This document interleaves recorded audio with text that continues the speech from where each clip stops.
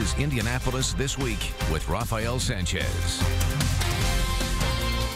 And a big Sunday morning ahead. Thank you for joining us for Indianapolis This Week. Rafael will join us in just a few minutes. We are also online right now. Use your phone or tablet. Follow our Indy This Week Twitter account. Join the discussion with us live right now. And let's begin with Friday's big bombshell. House Speaker John Boehner announcing his resignation from Congress. Boehner told fellow House Republicans on Friday that he was stepping down from the House at the end of October. He has been under enormous pressure from the conservative wing of the GOP and from members of the Tea Party who feel he hasn't been conservative enough as Speaker. It also comes with another possible shutdown looming, this one over the fight to defund Planned Parenthood. Over the last 5 years, our majority has advanced conservative reforms that will help our children and their children. I am proud of what we have accomplished, Boehner said on Friday. It is my view, however, that prolonged leadership turmoil would do irreparable damage to the institution. To that end, I will resign the speakership and my seat in Congress on October 30th. Reaction from Indiana's congressional delegation included Republican Todd Rokita in a statement saying, "I thank John Boehner for his service to our nation and wish him and his family the best moving forward." Going on to say the reason that he gave for leaving demonstrates perhaps most eloquently his humble servant leadership and character and the respect he has for the institution and country. And fellow Republican Marlin Stutzman thanking Boehner for his service to the House as well, saying as we move forward over the next month, there will be plenty of time for speculation on who will succeed him as Speaker. In the meantime, it is important we thank the Speaker for his service and wish him well in his future endeavors. And on a big Sunday, we welcome in our political insiders now, Dan Parker, Abdul Hakim Shabazz, and Mary Beth Schneider. Let's get right to it. Your reaction, Abdul, we'll start with you. Not surprising. There had been sort of a lot of rabble-rousing from what they call the Freedom Caucus. I call them the mouth-breathing, intellectually, politically inbred caucus. They'd never been happy with John Boehner's leadership. Anything that looked like cutting a deal, making the government work, making it function, they pushed aside to ideology. They finally got enough votes to push John Boehner out as Speaker. Dan, on the Democratic side of things, are lawmakers celebrating today? Are they hesitant about what could be next for the Republicans? Well, I think this is a true loss for the institution and for the country. I mean, with a government shutdown potentially looming, does this embolden what Abdul has rightfully described the Tea Party? See, they made me agree with Parker, so that'll tell you how annoying this is. But, you know, at his core, John Boehner cared about the institution. He was a deal maker. He probably had the worst job in America. And I can't blame him for leaving. But this could be really bad for the country in terms of trying to get things done. And it really could be bad for the Republican Party because the unknown sometimes is worse. Mary Beth, we throw the word bombshell around. No problem here in TV news. Does this qualify as a bombshell? Yeah, I think it was, and it was surprising. I mean, we all knew he was in trouble, but there was no indication it was coming right now that he was going to step aside, especially one day after the visit with the Pope. My first reaction was, holy moly. And the thing now is it clears the way, I think, in some sense, to have a deal forged with the White House to prevent a shutdown, but we really don't know whether that actually will happen. You would think that he's stepping down, he'll do anything he can, it's not going to affect him, and he'll cut a deal, but will he be allowed to? We saw today at the Voter Values Conference on Friday, that they cheered and gave a standing ovation when they heard he's leaving. The Club for Growth, which is a conservative organization run by a former Indiana Congressman, David McIntosh, basically said, adios, pal, and that they're hoping this will lead to a more conservative leadership in the House. And John Boehner was a conservative guy. I do think you know, the Pope came there and preached this message about cooperation. And learn to get along. That's all. Which feeds perfectly into our transition. And as soon as the Pope left, as soon as in Philadelphia, New York City, they go back to acting like children again. And let's talk about the Pope's visit. Surprised by how politicized his visit was and possibly the messages that he brought to Washington? I think it's interesting because the Pope has been anything but, he's always been consistent. He said, hey, if you value the life issue, then it's life at conception, but it's also the death penalty. You know, if we believe in traditional marriage, fine, but we also have to believe in equality. And it sort of seems to me like everybody else was trying to co-opt the Pope's message politically to meet their own ends as opposed to being consistent with the Pope's very consistent message. Yeah, well, I don't see what's political about saying take care of the earth, take care of the poor, get along. Sounds like Jesus to me. Yeah. Yeah. So. As someone who's been sort of invigorated by, you know, as a Catholic, the Pope has really transformed the church because he lets us all reaffirm what we believe in instead of what we're against. And the message of compassion and mercy is one that probably does not get enough airtime in this world of tweets and 30-second sound bites. But it may have gone in one ear and out the other in Congress. Unfortunately, probably lasted one day in the U.S. House. As that'll tend to do on Capitol Hill sometimes. The state, obviously mourning State Representative Bill Crawford, passing away on Friday at the age of 79 years old. Your memories of Bill Crawford and the legacy he's left behind. Abdul? Bill and I came from a different philosophical perspectives. We butted heads quite frequently, but he always had a very healthy respect for the institution and for his constituents. He was an advocate fighter for his constituents. Mary Beth? And he started as a civil rights activist in this community back in the 60s. He was somebody who did not feel welcome in the State House, and he ends up serving 4 decades there. An amazing guy. Bill? You know, just a tireless advocate for his community, civil rights. And I think, you know, standing up for Indianapolis public schools will be his legacy, you know, coming out of the legislature. I mean, he was just a tireless advocate for his constituents, and that's the true definition of a state representative. And finally, we'll end this discussion this morning with a one-word answer. Senator John McCain said that Boehner's announcement indicates the party is in disarray right now. Do you agree, yes or no? Yes, but I agreed before this. Bill? Heck yeah. Bill? Yes. Thanks, Dan. Thanks to all of you for being here right now. The conversation with our insiders this morning continues right now on Twitter. Follow Dan, Abdul, Mary Beth, and all our insiders to be part of the debate. And of course, while you're there, follow our official Twitter account as well at Indy This Week for news and updates every day of the week. We'll be exclusive. Former Indiana Governor Joe Kernan. Kernan had plenty to say about politics and policy, including his frustration with a lack of reforms in local government, his expectation that same-sex couples will gain civil rights protections, and his opposition to Donald Trump. He talked with our Rafael Sanchez. Governor, thank you for joining us on the program. Nice to be with you, Rafael. Here in your hometown, what a view. What a city. It doesn't get much better than this. In private life, Joe Kernan is focused on issues involving veterans, youth, and families. He was called back to public duty by Republican Governor Mitch Daniels. In 2007, the Kernan-Shepard report made 27 recommendations that could save taxpayers more than $200 million in streamlining local governments and schools. You're asking people to take a look at the current system and just challenge it to do better. So where is the political will? I think the political will has to reside, one, with citizens. Two, and really if anything's going to happen, this is where it'll happen, and that's in the Indiana legislature.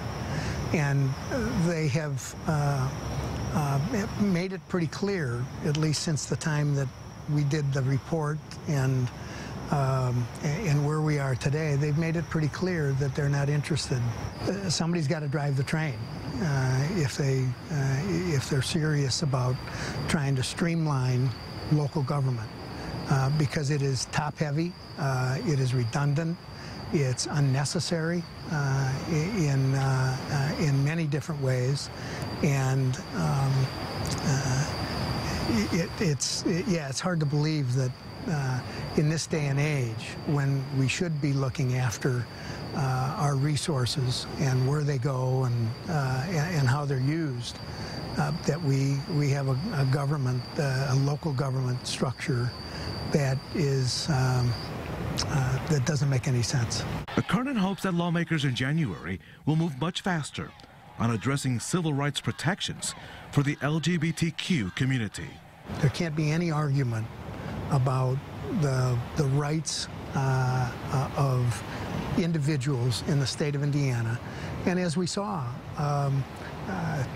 what it meant to significant businesses in the state of Indiana, people that were looking for other places to go instead of coming to Indiana to do business, being really a laughingstock across the country because of what we were doing, and it's unfortunate, and it's a hole that we have to try to climb out of. The former governor recently officiated the wedding of two men in South Bend and has offered to do it again. He says that he respects those with differing views like Governor Pence, but he also believes that elected officials must serve all people. But it doesn't impact him. It doesn't impact the governor. The impact is on the people who have been discriminated against. So I think it's, I think it's just an easy call that has been convoluted and made out to be something that is that is unnecessary. He has yet to determine which Democrat to support for president.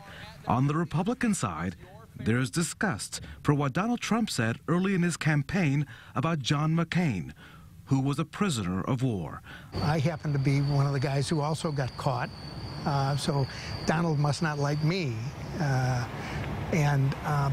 if you're going to pick on somebody who served our country to the nth degree, who was in jail for 8 years or thereabouts, had huge medical issues as a result of his airplane being shot down and all kinds of complications. To take him on in that way was so far off base that I can't even comprehend it. And so vitriolic that he gets attention, and you got the media that sucks right up to it, and so he's become obviously somebody that you see on the news every night. But I don't think he can last, and I don't think there's a chance in hell he'll be the next president, let alone the nominee. The darkest days in office for Kernan were in 2003, the year that Governor Frank O'Bannon died. I knew that my life had changed, but I didn't know to what degree. He says he will always appreciate the bipartisan response to the transition of power. As governor of the state of Indiana. As governor of the state of Indiana. Republicans, Democrats, the whole state in mourning for this icon who was just as good a guy as anybody you'd ever want to meet, and who gave most of his life to being in public service. Kernan became a trendsetter, the first to select a woman, Kathy Davis, as lieutenant governor. Since then, every governor has chosen a woman as a running mate. You hope to see a female governor? I do. Yeah. I do. I think that, I think we've been behind the 8 ball on it. I think nationally we've been behind the 8 ball. You see other countries that, are not... Germany, I would India, look up... Yeah, exactly. That they seem to have done well with women at the helm. And so I don't see why not. And no question that he loves Notre Dame football, though he supports IU and Purdue as well. Fortunately, the Hoosiers and Boilermakers are not coming to Fighting Irish Country this season, making his final answer to our final question that much easier. I would make the same prediction that I have made over the course of the last 30 years. And what is that? And that is that we're going to go undefeated. Okay, fair enough. Governor Joe Kernan, thank you so much. No, thanks, Raphael. Pleasure. Good being with you. Our thanks to Raphael and the governor there. Governor Kernan says he will wait to see how and if he will participate in supporting his party's nominee for governor in 2016. We posted our complete interview with Kernan online right now at theindychannel.com, where he goes into great detail on how his uncle helped to shape his views on same-sex marriage. Still to come here, preparing for your water bill to go higher. So how's that money going to be used? We talk with the leader of Citizens Energy next. This is Indianapolis This Week on RTV6. Welcome back to Indianapolis This Week. One of Central Indiana's largest utilities is now seeking several rate hikes. Citizens Energy is pointing to federal mandates and aging infrastructure as to why it needs more money from you. First, an increase to your water rate and then wastewater next year. Here again, Raphael. Now joining us is the CEO of Citizens Energy, Jeff Harrison. Welcome to the program. You are asking the public to invest dollars into the system. Is this about keeping up with the Joneses, or is there a critical need for those dollars? You know, there's really a critical need. Many people can't see the underground infrastructure, but that infrastructure in many places is over 100 years old. And so, given the age of the infrastructure, it needs to be repaired. We have main breaks to the tune of hundreds of main breaks each year, and those main breaks interrupt customers. We also lose finished water product when those breaks occur. So it's about really taking care of a critical need, critical infrastructure here in the community. Can you go without it, though? Can you wait another year? Can you wait another 10 years? Can you just glue some stuff together and make it work? You know, that's a great question, and the answer is you could. There would be impacts, negative impacts to the community, we believe. And we've actually gone a long time now. There's not been the level of infrastructure investment that Citizens is making, Citizens has made over the last 3 years. There's not been that level of investment for quite some time. So it's time for us to catch up. We're taking that tremendous challenge on and making sure that, again, we're able to serve our customers. How do you sell that to the public, though? Because they'll say, you're asking me for more money again. I may not have that money.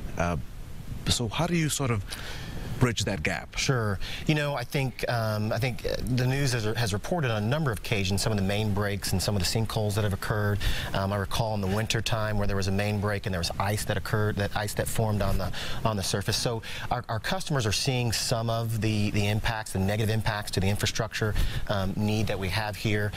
Last year, I recall, we also, I believe, shut down Broad Ripple High School due to a main break. So those are examples of incidents that are occurring in the city that, again, require us to make these investments, and if we can get on them ahead of time, proactively as opposed to reactively, we're actually able to save money for our customers in the long run. The other reality is you are under federal pressure. The Environmental Protection Agency, the EPA, that is correct, is telling you that you have to do something. So it's not, you can't ignore it, even if you wanted to ignore it. That's correct. So on our wastewater side, could you ignore the EPA? Could you tell the EPA? No, we could not ignore the EPA. So on the wastewater side, we do have a federal mandate. We have to clean up our rivers and streams.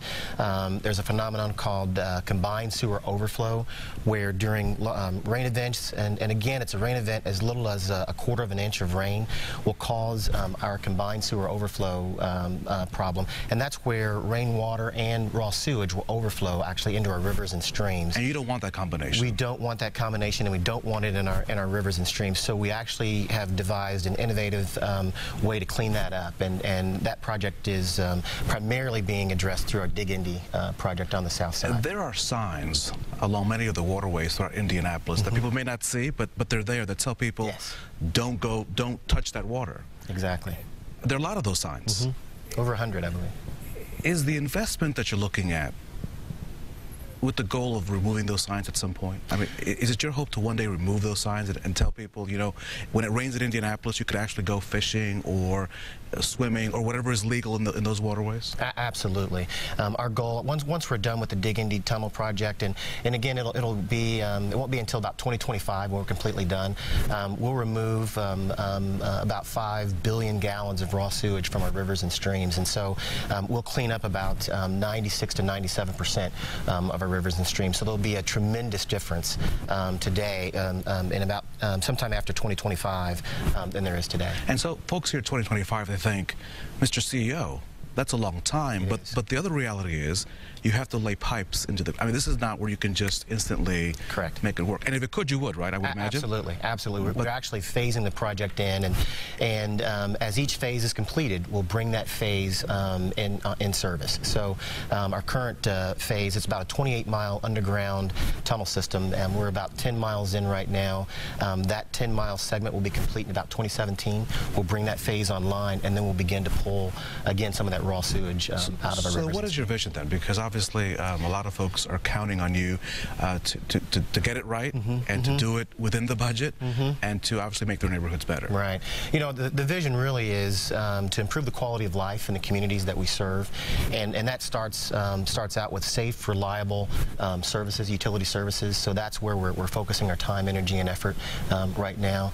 And again, to the extent we can do more, we will. We're also focused on affordability affordability. Affordability is paramount, and so we've got some new low-income ideas that we're proposing in our current rate case to help those low-income customers. Jeff Harrison, CEO of Citizens Energy, thank you so much. Please come back again. We appreciate your time. Great. Thanks, Raphael. Thanks to you both. And Citizens Energy is expecting approval for its water rate hike this year. The average bill is expected to go up $6 a month, and it includes discounts for low-income customers.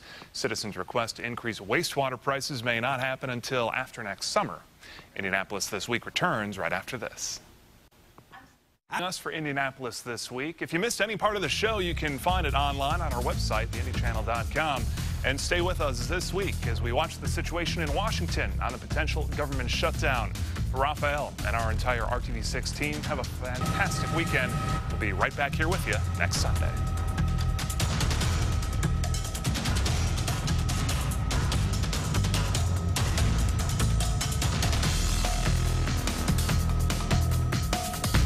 Thank you for choosing RTV6 News. Always stay connected. Download the RTV6 app for your mobile device.